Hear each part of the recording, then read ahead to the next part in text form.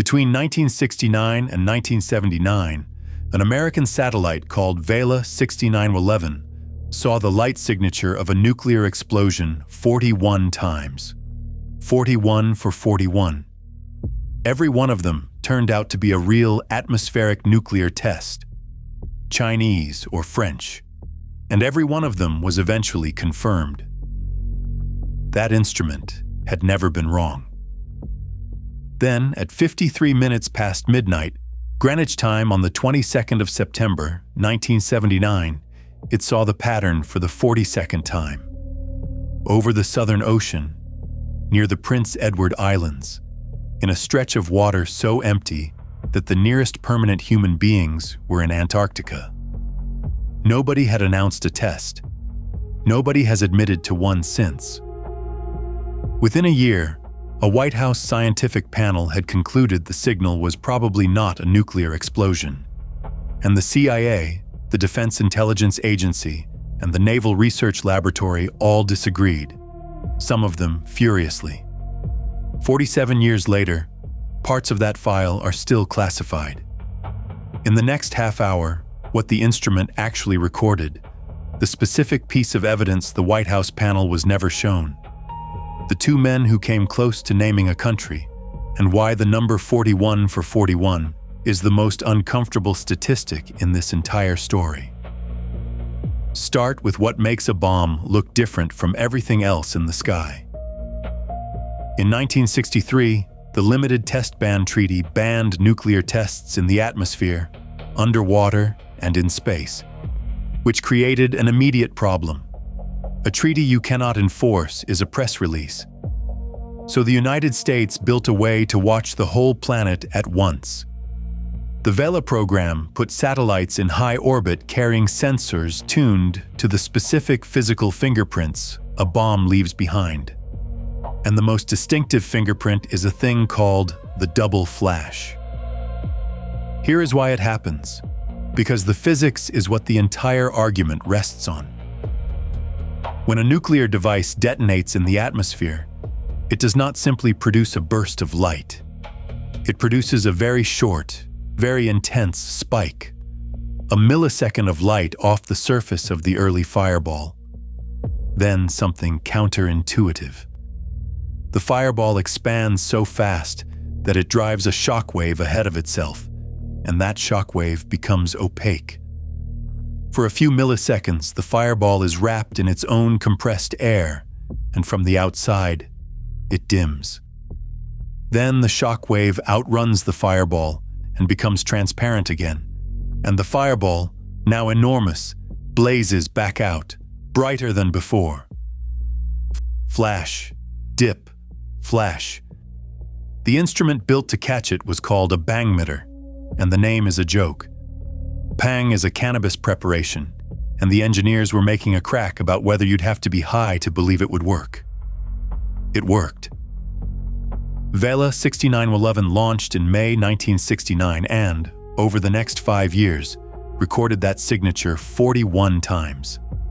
Chinese tests, French tests, everyone independently confirmed by other means.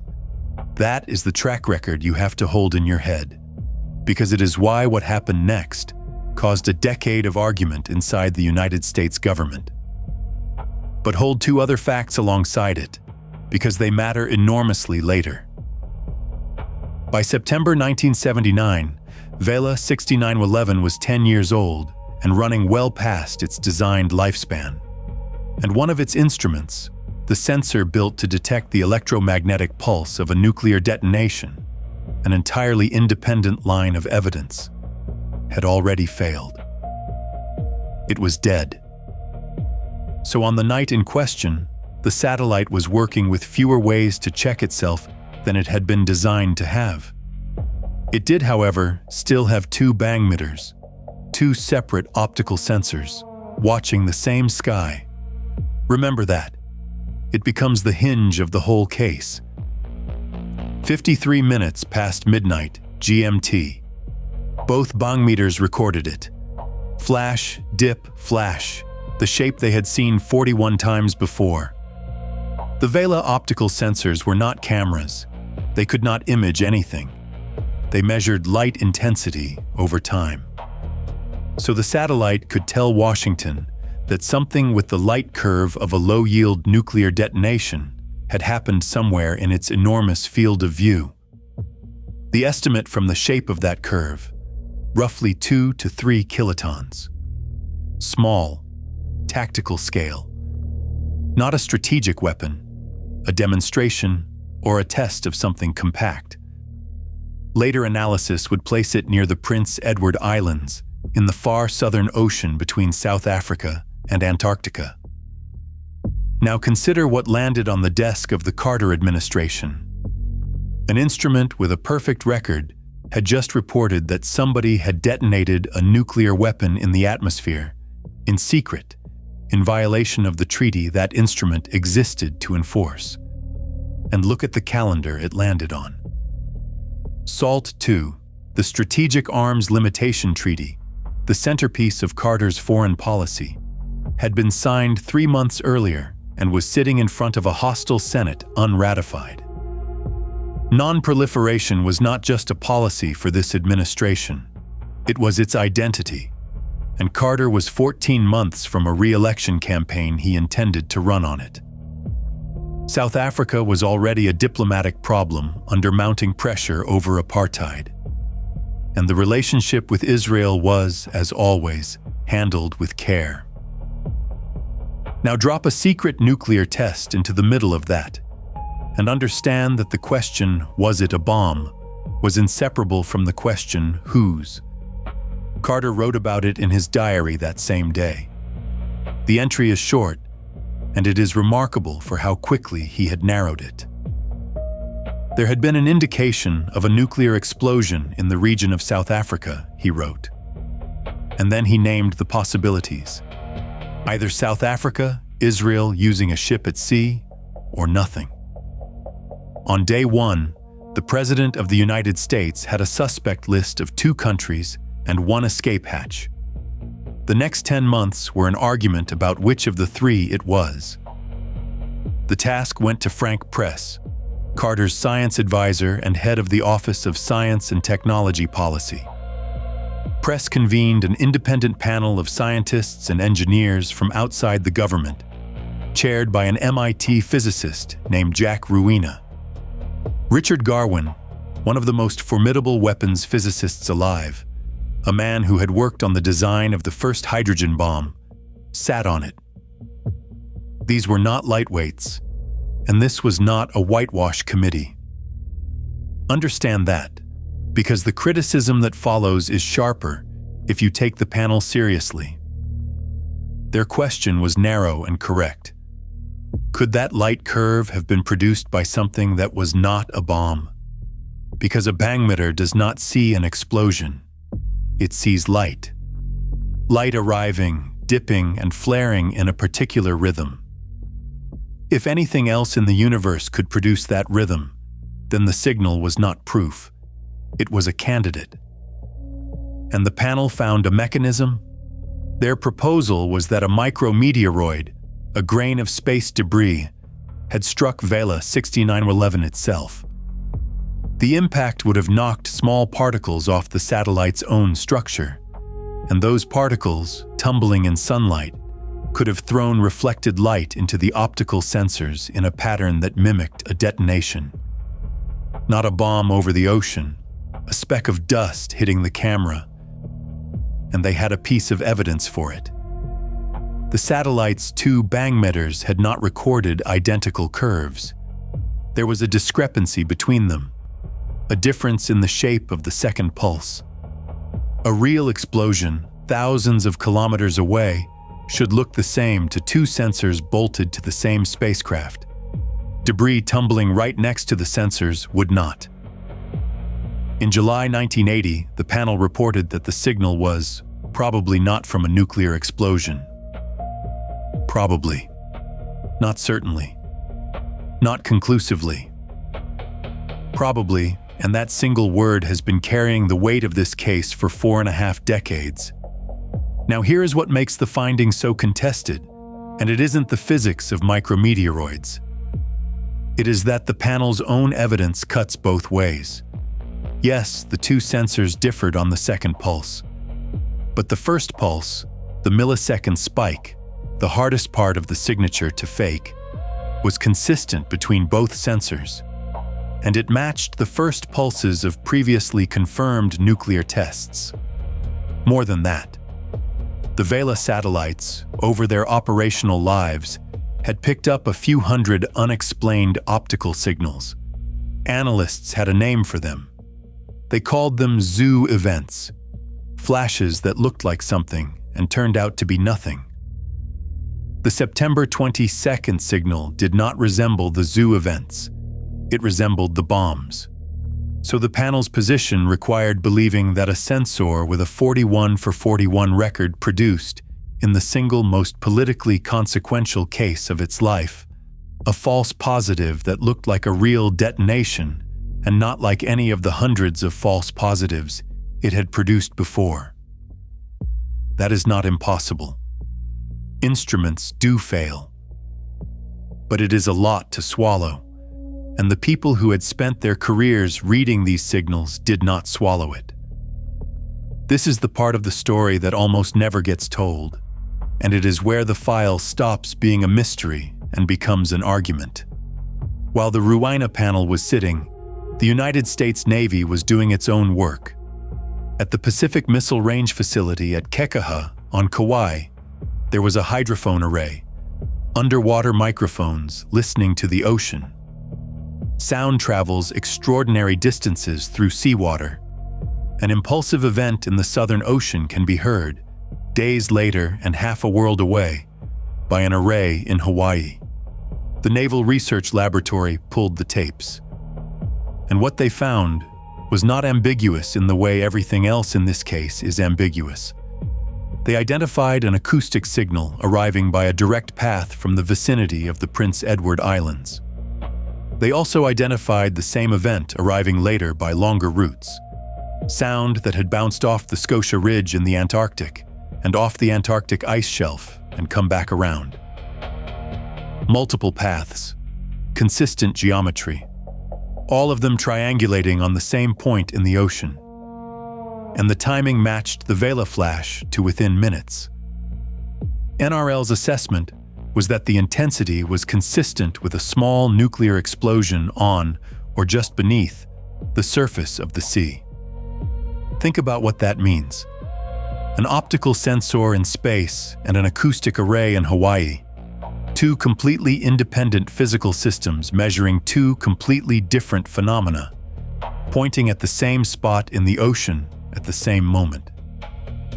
For a micrometeoroid hitting a satellite to explain that, the ocean would have to have made an unrelated bang in the right place at the right minute by coincidence. Here is the procedural fact that turns this from a scientific disagreement into something harder.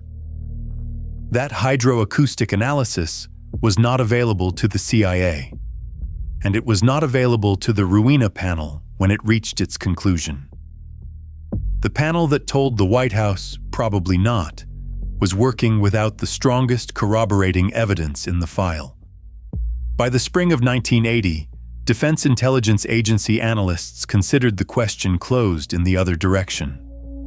A senior DIA official characterized the acoustic signals as unique to nuclear shots in a maritime environment. DIA experts had also come to believe the White House scientists were not acting in good faith. That is an extraordinary thing for one arm of a government to think about another. And the CIA never came around either. Years later, Admiral Stansfield Turner, Director of Central Intelligence at the time, said plainly that he had never taken the Ruina panel seriously, and that he had always shared the prevailing view among his own analysts, that the double flash was a nuclear test, most likely conducted by Israel. The Director of Central Intelligence, dismissing the president's own scientific panel. Even the panel's conduct came under attack. One account of the process holds that the Ruina group heard out dissenting views, mainly so that it could more safely ignore them. And Gerard Smith, the man who had led the American delegation at the SALT talks, an arms control figure of enormous standing, said at the end of the 1980s that he had never been able to shake the thought that the 22nd of September was some kind of joint operation between Israel and South Africa. There is even a small, strange scene from this period. Ruina gave a talk at MIT on the unclassified version of his panel's report, laying out the case that a test was unlikely. An Israeli in the audience, a man who had held senior positions in his own country's defense establishment, offered a three-word response: "Don't be too sure." There was one more way to settle it, and in principle, it was the cleanest of all. A nuclear explosion in the atmosphere makes debris, radioactive isotopes that do not occur naturally, thrown into the air and carried by the wind. Find them, and the argument is over. So the Air Force flew. WC-135 aircraft, the atmospheric sampling planes, the ones that fly through other people's fallout for a living, ran collection missions in the weeks that followed. The planners worked out that prevailing winds from that part of the Southern Ocean would carry anything airborne east, toward Australia and New Zealand. And here the case does what it always does. It half delivers. Traces of iodine-131, a fission product with a short half-life, which means it must be fresh, turned up in Australia. In sheep grazing on pasture, the plume would have crossed. But nothing comparable turned up in New Zealand, which sits directly in the same wind corridor. So the fallout evidence became one more thing to argue about rather than the thing that ended the arguing. Some read the Australian iodine as the smoking gun. Others read the New Zealand silence as the refutation and the sheep as background noise. That stalemate held for decades.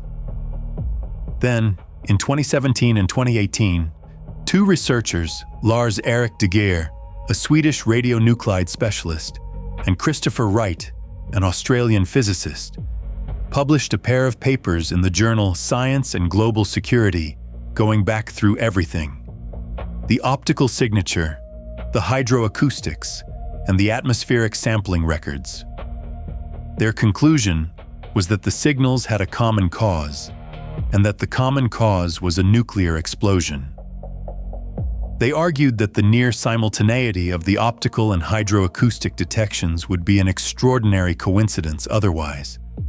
That is not a government finding. It is scholarship, and it is contested. But it is the most rigorous public treatment the incident has received, and it lands on the opposite side from the Ruina panel, which leaves the question the panel was designed to avoid. Whose bomb? Carter's own answer drifted over those months, and we know it because he published his diary in 2010.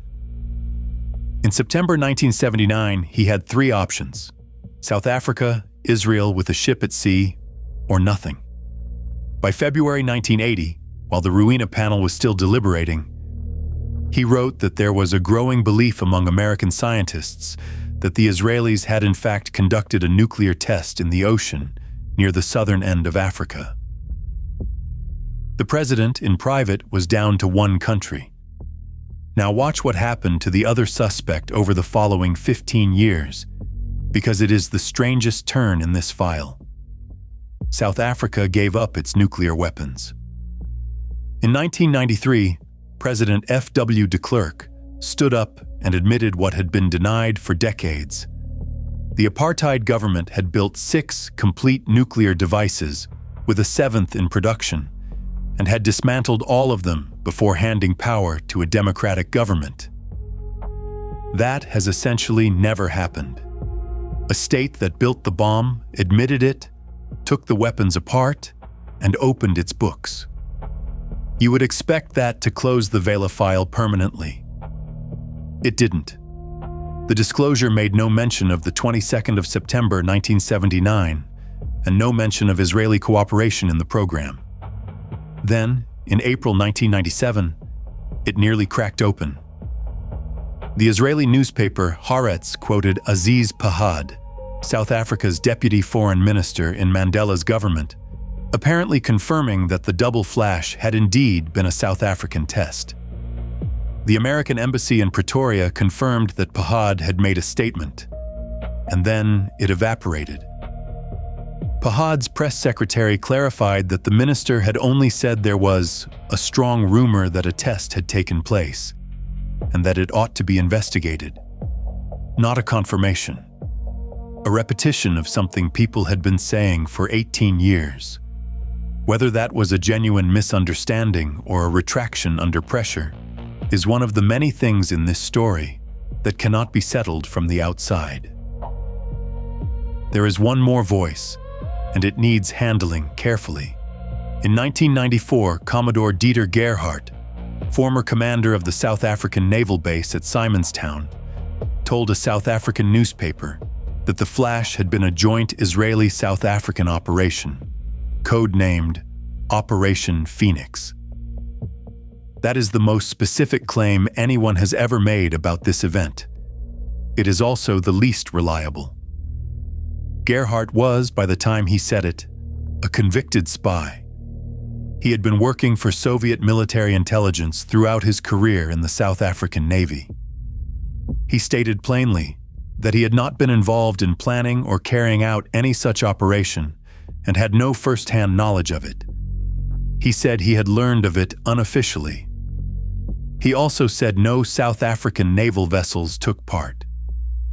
So, second-hand testimony from a man with an established record of deceiving the government he served, naming an operation nobody has independently documented. It proves nothing.